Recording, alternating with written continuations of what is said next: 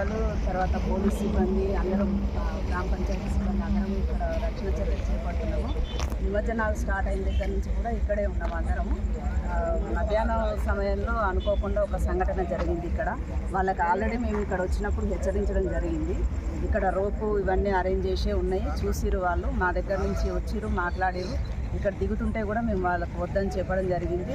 తర్వాత మాకు తెలియకుండా ఒక 1 కిలోమీటర్ అటు వెళ్ళి యూటర్న్ తీసుకొని మాకు కనిపించకుండా ఒక 1 కిలోమీటర్ దూరం వెళ్ళి అక్కడ మెట్లు దిగి అంటువాడి ఇన్సిడెంట్ అనేది జరిగింది. మేము అదే సమయంలో మా రెస్క్యూ టీం వాళ్ళు కూడా ఉన్నారు ఇక్కడ. వాళ్ళు దిగి సెర్చ్ చేయడం కూడా జరిగింది. కానీ అన్ఫార్చునేట్లీ ఈ సంఘటన జరిగింది. ఎవరికి ఇబ్బంది కలగకుండా మేము అందరం కూడా ఇక్కడ పర్యవేక్షణలోనే ఉన్నాము. అంత సిబ్బంది ఇక్కడ పర్యవేక్షించుకుంటూ ఎవరికి ఇబ్బంది కలగకుండా చూసుకుంటాం.